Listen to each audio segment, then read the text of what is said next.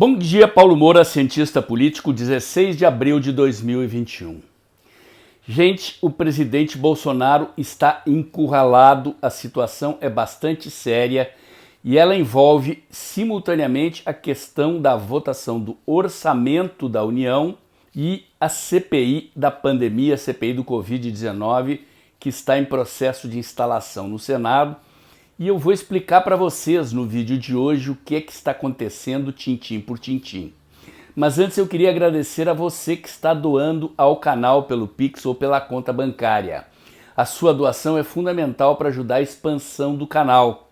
Eu invisto aqui em melhorias no canal para chegar mais longe e para oferecer a você algo que você só encontra aqui. Análise política posicionada no campo conservador à luz da ciência política e da teoria da comunicação em vídeos curtos. Lembro a você também de se inscrever no meu canal do Telegram, o Dextra by Paulo Moura. Lá eu posto diariamente links de notícias e análises que eu faço no meu site, o dextra.jor.br, e logo cedinho da manhã os links dos vídeos que eu posto aqui no canal, ok? Bom, gente, vamos lá, vamos explicar o que é que está acontecendo. É o seguinte: o orçamento da União deveria ter sido aprovado o ano passado. Normalmente é assim que acontece, você aprova o orçamento no ano anterior, mas havia a disputa pela presidência da Câmara entre Arthur Lira e Rodrigo Maia, e essa questão ficou travada na Câmara dos Deputados e foi aprovada recentemente pelos deputados e senadores. O que fizeram os nossos digníssimos representantes? Deslocaram verbas de gastos obrigatórios. Gastos obrigatórios são aqueles que constitucionalmente o governo não pode deixar de pagar. Salários de servidores, aquele percentual da educação, outro percentual da saúde e assim por diante.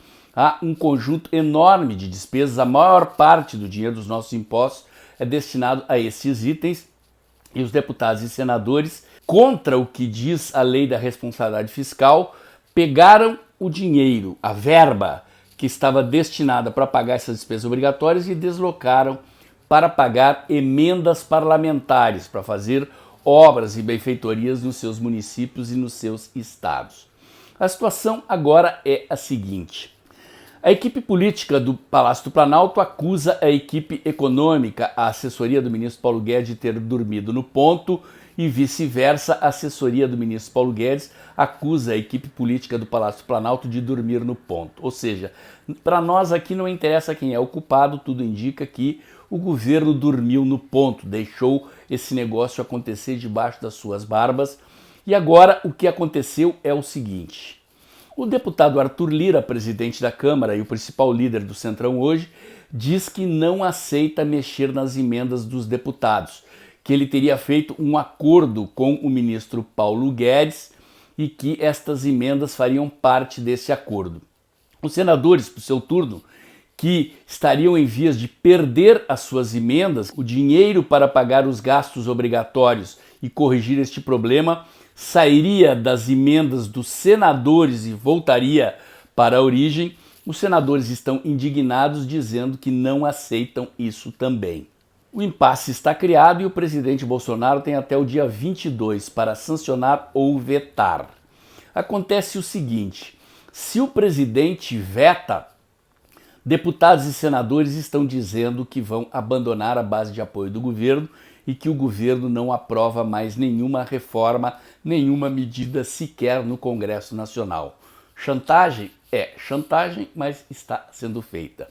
Se o presidente sanciona como está, ele incorre no risco de crime de responsabilidade fiscal passível do impeachment. Essa é a natureza do beco sem saída na qual o presidente foi posto. Paralelamente, a CPI do Covid-19, como está sendo chamada, embora vai investigar também o destino das verbas do governo federal para estados e municípios, ficou com maioria oposicionista e nós corremos o risco de ver o senador Renan Calheiros, isto mesmo, velho aliado do PT, e o senador Randolfo Rodrigues, do PSOL, na relatoria e na presidência dessa comissão. Esses dois cargos são chave.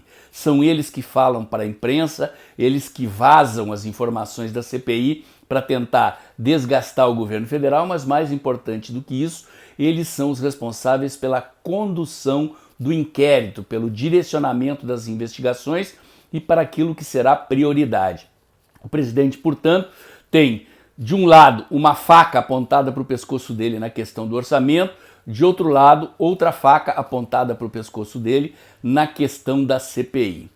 A questão do orçamento tem uma solução possível que está sendo defendida pelo ministro Paulo Guedes, que seria aprovar uma PEC emergencial, igual àquela que foi aprovada em 2020, permitindo com que, a pretexto do combate à pandemia, o teto de gasto seja furado e seja encaixado nas despesas do orçamento de 2021 todo o montante de despesas dessas emendas dos deputados e dos senadores. Do ponto de vista político, isto apaziguaria o Centrão, mas a coisa não é tão simples, porque isso aumentaria o déficit público, aumentaria o endividamento do país, ou seja, o governo teria que emitir títulos da dívida no mercado, buscar dinheiro emprestado, ou seja, nos endividar até os nossos netos, mais do que já nos endividamos, mais do que já aumentamos o déficit com as medidas emergenciais de 2020. Certamente, mercado financeiro, investidores internacionais veem com maus olhos esta solução. Fim, retomando, a situação é exatamente essa, ou seja, o presidente está encurralado na votação do orçamento, está em vias de ser encurralado na CPI da pandemia, CPI do Covid-19, e a situação é bastante crítica. A título de complementação, eu até vou parecer chato aqui, porque eu tenho falado tantas vezes sobre a importância de ter um partido conservador no Brasil, vou repetir. Se nós tivéssemos um partido conservador sério, sólido, organizado, capaz de eleger uma bancada numerosa, capaz de organizar a atuação de uma bancada que dê sustentação a um governo conservador no Congresso, nada disso estaria acontecendo, ou pelo menos o presidente estaria diante de problemas menores, porque um partido forte, organizado, com uma bancada eficiente, consegue minimizar os problemas do governo no Congresso. Não tendo isso, o presidente está na mão do Centrão, e o Centrão é assim que se comporta. Eu fiz um vídeo recentemente aqui no canal, gente, falando de tática e estratégia nas ações do Bolsonaro. O vídeo teve bastante sucesso, vou botar o link aqui em cima para você ver se não viu. E ali eu mostrei como o governo, ao longo de 8 meses, desenvolveu uma estratégia para sair da situação em que se encontrava encurralado por Rodrigo Maia ao longo de todo o ano de 2020 no Congresso. Teve sucesso na estratégia, elegeu os presidentes da Câmara e do Senado e aparentemente tinha pactuado uma solução para a sua base de sustentação no Congresso, pois a jogada teve curtíssimo alcance. Bastou o STF mandar o Congresso instalar a CPI e rapidinho o jogo virou. Já teria virado também na questão do orçamento, uma armadilha que o Centrão preparou e o governo pisou na casca de banana. Esta é a situação na qual nós nos encontramos, gente, e sinto muito dizer, isto é sinal de governo fraco e de governo se enfraquecendo, e não me parece que o governo tenha munição para mudar essa situação no curto prazo. Vamos ver que solução o presidente encontra. Eu acho que eles vão terminar partindo para aprovar esta PEC emergencial.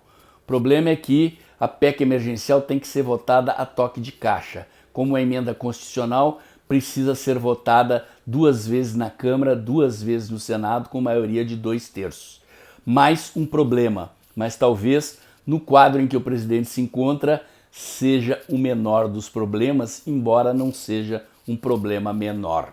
É isso. Se você gostou, acha que aprendeu alguma coisa nova, entendeu a barafunda em que o presidente se meteu nessa questão do orçamento e da CPI, então ajuda o canal a crescer, faz um Pix aí. A sua doação é importante para o canal se expandir E caso você esteja sem grana, sem 5 pilas sequer para dar uma mãozinha financeira para o canal, ajuda compartilhando os meus vídeos, ok? O comentário de hoje era esse. Se você gostou, curte, comenta, compartilha, bota o dedãozinho lá, aperta o sininho para o YouTube avisar você quando tem vídeo novo no canal. Inscreva-se aqui no meu canal do YouTube. Lembre-se de se inscrever também no meu canal do Telegram, o Dextra by Paulo Moura. E o vídeo de hoje era esse. Até amanhã.